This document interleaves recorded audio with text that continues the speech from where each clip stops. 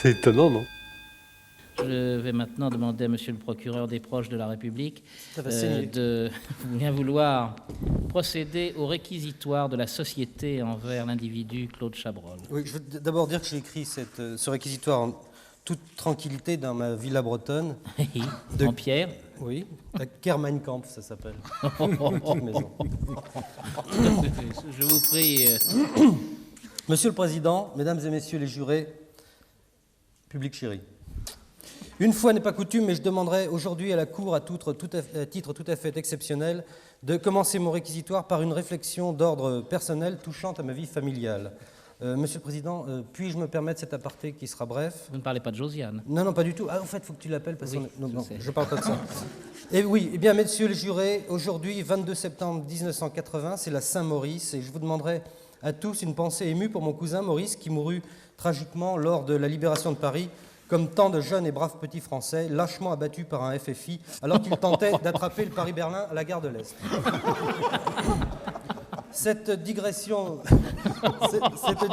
terminée, revenons-en à ce triste cire à la trogne chafouine qui somnole à présent dans son box, indifférent aux aventures de mon cousin Maurice. Je vais vous surprendre, Monsieur le Président. Ça m'étonnerait. Et vous plus encore, Maître Régaud, le Faites fluet. attention. Hein. Je vais vous surprendre, Maître, mais malgré l'attachement que je porte à ma fonction répressive, malgré l'amour que j'ai de la schlag, malgré la tendresse que m'inspire la guillotine, je ne puis, hélas, qu'être indulgent pour ce pauvre Monsieur Chabrol ici présent, car c'est un brave homme. Ah non, c'est à moi de le défendre. Hein. Je suis désolé, ça se présente comme ça. Eh ben, écoutez, non, je proteste là, Monsieur le Président. Non mais Maître, soyons Il me clairs. casse mon boulot là. Maître, soyons clairs, que reproche-t-on à ce pauvre Monsieur Chabrol? On l'accuse d'avoir trahi sa jeunesse. Eh bien moi, Mesdames et Messieurs les jurés, je dis bravo. Je dis bravo parce que dans un pays où la jeunesse constitue le seul vrai danger potentiel pour l'ordre public, comment peut-on reprocher à quelqu'un de trahir la sienne? Je vous le demande. Trahir sa jeunesse, c'est trahir la subversion, c'est dire non au désordre, c'est repousser le spectre rouge, c'est presque aussi beau que de voter Le Pen. Alors qu'on ne me demande pas à moi qui suis le pilier de ce tribunal exceptionnel, pardon, excusez-moi, qu'on ne me demande pas d'exiger la tête d'un homme aux portes de la sénilité. La sénilité trouillarde, pataude et rabougrie, qui est le plus sûr garant des grandes démocraties molles comme la nôtre.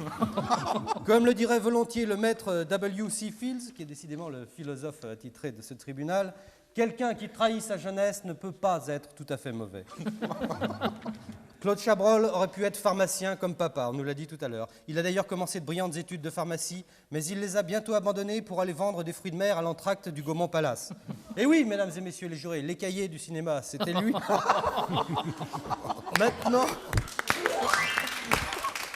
Maintenant, j'en suis sûr, maintenant qu'il a terminé sa puberté cinématographique, il regrette les joies de l'officine et la fière blouse blanche de l'apothicaire. D'où une certaine nostalgie pharmacophile qu'on ressent de plus en plus souvent dans les films de Claude Chabrol, où les travelling laxatifs succèdent sans fin au dialogue barbiturique. Au train où vont les choses, les films de Claude Chabrol, ne pas utilisés de façon prolongée sans avis médical, seront bientôt remboursés par la sécurité sociale. Et Madame Pat Nôtre, qui avait failli mourir de stupeur face à l'immoralité des cousins, va bientôt militer pour la candidature de Claude Chabrol sous la coupole gérontophile du quai Conti.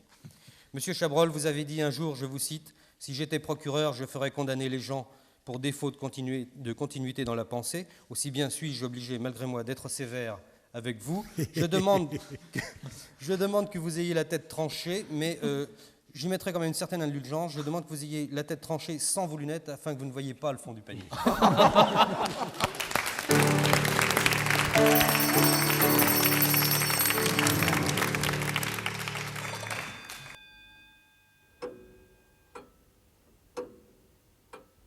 C'est étonnant, non?